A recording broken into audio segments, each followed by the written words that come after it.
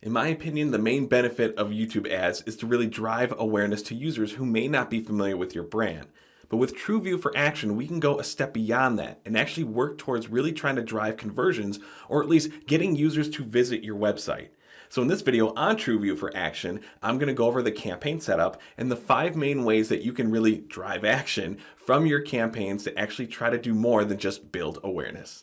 If you want to run a TrueView for Action campaign, you have to select from one of these 3 campaign goals. The first will be sales, your second option is leads, and the third option would be to create a campaign without a goals guidance. For this video, I'm just going to choose leads, and then you're taken to the step of choosing your actual campaign type.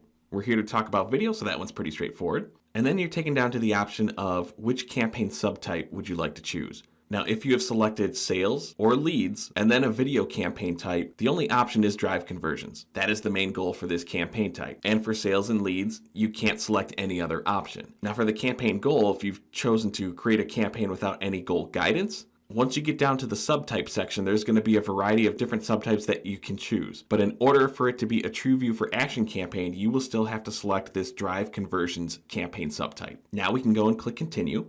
Up top, we see just clarification of what video campaigns we've chosen and the specific subtype. So then we can move on and name our campaign. And I named it this specifically because one of the first options that many accounts can do for a TrueView for Action campaign is add a lead form to your video ads. We already have a video breaking down the complete setup of how you can attach a lead form to your video campaign, and you can check out that video in the link right here. I'm not going to go into every single detail because you can find it in the other video, but I at least want to go over a high-level look at what you can do with a lead form. Now, one of the questions I get from people who have seen that video is, how come I'm not seeing this option within my campaign setup? First, your account has to have the equivalent of 50,000 United States dollar spend in your account. If you're managing accounts in different countries, that total has to equate to 50K US dollars. Smaller accounts with smaller ad spend, you are going to have to wait until you hit that 50K total as of now. The second reason you may not be able to see this form in your campaign settings is that maybe your account is in a specific vertical or industry that is not eligible to use lead gen forms. Any industries like adult content is not eligible. We've had clients who are in specific medical industries where it's very sensitive topics and they're also not allowed to use lead forms. This all goes back to the user experience and sometimes the legality of what information you can collect from users, again, depending on what industry you're in. I should also mention that in a variety of accounts that we've run into, the lead form campaign is still in beta. Sometimes we've had to ask our Google reps to get access, but it is on a slow rollout and soon it will be available for all eligible users. But first we can go and click on a form. The first required step will be to add your business name, and then you can choose the call to action you want to appear on the form. This is different than the call to action extension, and we will get to that very soon. So the call to action for your lead form can come from a list of preset options. Unlike the call to action extension, we cannot just make up our own CTA. We have to choose one that is already created from Google. We see there's a variety of options right here, but I'm just going to choose learn more. If we click continue, you can then enter a headline up to 30 characters long, and then a description that can be up to 200 characters long, and we can see that in the ad preview off to the right. Next, you can start choosing your form fields. We see the common ones for name, email, phone number, zip code, but below are additional form field options that you can add. If you want to do better at pre-qualifying users, start adding company name, or maybe use the work email instead of their personal email, you have the option to do so. Just always keep in mind, the more that you make users work, the less likely they're actually going to fill out the form, but that's not always a bad thing. Again, if you are trying to pre-qualify users and understand that a user who actually is going to spend time filling out the form may be a better quality user who is more likely to convert. It could also depend on your campaign goals. If you are just going for sheer volume versus closed lead quality, it's all going to be depending on what your campaign goals are. Now, depending on what industry you're in, you do have the option to add specific qualifying questions to the form. There's options for auto, we see business, insurance, jobs. So you can see it's not going to be useful for everyone. And we don't have the option to add our own custom questions, but I'm just going to go through one of these. I'll just pick auto. So certain industries, you can choose other questions and have users type in the answer, like what model are you interested in? Which type of vehicle are you interested in? And if we add those, I added a few answer options for the users. This one is multiple choice. You can change it to short answer and let the user type in the answer themselves, but we do see that option added to the ad preview of where it lives in regards to the other information that we're requesting. I'm just going to remove this one for now because I don't need it. Last, you will need the URL for your privacy policy. If we look at the ad preview again, there's a little checkbox for the user to understand the terms and conditions of using these forms, and then the very last sentence of that, there is a link to the privacy policy. We can't edit that paragraph, so we need to make sure that you have that link filled in, and users will be able to review your privacy policy as well as Google's. If I click continue, you then have the option to control the experience after the user has filled in the lead gen form. This post-submission confirmation slide allows you to set the expectations of what the user can do next. We worked with a lot of lead gen clients, so sometimes we'll inform users of, hey, thank you for submission. We'll have someone reach out to you within 2 business days, something along those lines. When you're creating this part of the lead form, just understand that link that a user sees on this post-submit page is going to be the website that you use when you're creating your video ad. So we'll get to the video ad creation part pretty soon, but just understand that if you're creating the form part first. Next, we can click continue. You then have the option to choose the lead form type. So pretty much, do you want to have Google try to get better quality for you, or are you focused on volume, just getting as many leads as possible? As it says right there, leads can be downloaded within your campaign settings within the last 30 days, and our lead gen video will show you how to do that, as well as getting more information of if you want those leads automatically imported into your CRM. But then we can apply the lead form to our campaign. Now we see within the specific lead form, there's the pencil icon and then the garbage can icon. So we can just delete it if we don't want to use it anymore, or at any time when your campaign is running, you can go back into your campaign settings, go to this lead form area, click the pencil if you ever need to edit any elements within your lead form. Scrolling down a bit, we get to the bidding strategy, and we only get 2 options. That is target CPA and maximize conversions. And this is one area where we really shouldn't argue that much. This is TrueView for action campaigns. The whole point of these campaigns is to get users to take action. It's in the name itself. So we do want to focus on conversions. You can choose if you want to have a target CPA or maximize conversions. Google will say right there underneath your bid strategy, the other bidding strategy options are not available for a TrueView for action campaign type. Skipping over the budget and dates, that one's pretty self-explanatory. Next, we get down to the network section, and this will add more of clarification on the types of videos used in a TrueView for Action campaign. TrueView for Action uses in-stream video ads only, so that means no discovery ads. And when there's no discovery ads, that means none of our video ads will show up on the YouTube search results. Now, what I do recommend you doing is unchecking this video partners box. And if you're asking why, just wait 1 second. We'll get right there and I'll explain to you why I unchecked that box. So scrolling down a little bit more, set your languages, set your locations, choose your content exclusions. I'm not going to dive in that too much. But now we get to the point of ad extensions.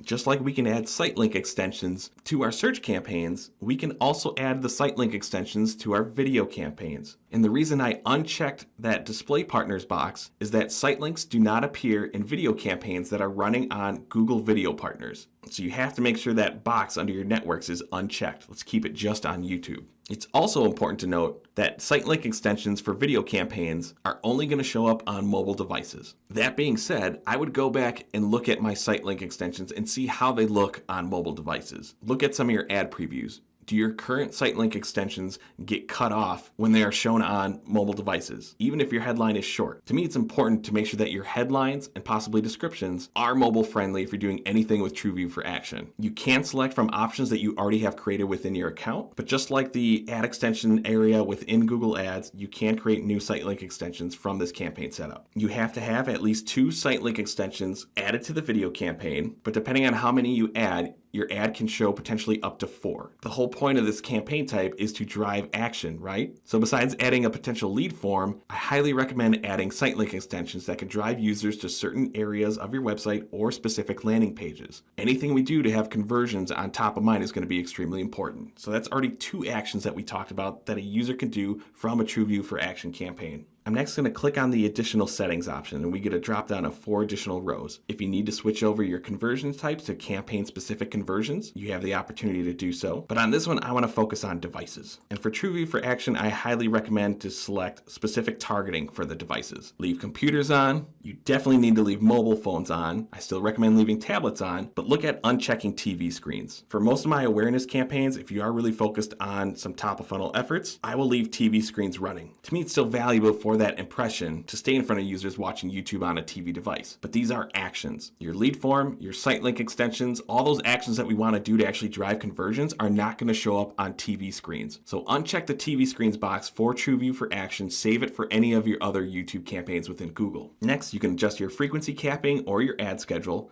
And then we can get down to the ad group creation portion of the setup. I'm not going to go over every single targeting option. You can look that up yourself. I'm leaving this one wide open for now because I want to get to the ad creation portion. So let me go and find a video. All right, I pasted my video in there, and now it's going to ask for a final URL, and this is going to be part of the call to action extension. Now remember when we were setting up the lead form, and in the, I believe it was the third step, which was the post submit portion of the lead form, that is where a user has completed the form. We can show them a thank you message and guide those users to a specific page on your website, or again, to potentially another landing page. This URL is what is going to show for the call to action extension, as well as your post submit thank you page for the lead form. Now, unlike your lead form call to action, we can make the call to action extension CTA whatever we want it to be. Just have fun figuring out what to say within 10 characters or less. There we go. I lucked out. I could fit that one exactly into 10 characters. And then for a headline on your call to action extension, we get 15 characters. And there's my headline. Call to action extensions are available for all in-stream video ads. And we have another video showcasing all the ins and outs of call to action extensions, and you can check that one out right here. But when I adjust the ad preview to desktop, you get a better understanding of what it could look like. Pretty soon, after your video ad starts running, we see that call to action extension overlay showcasing over the video ad itself. The same image, headline,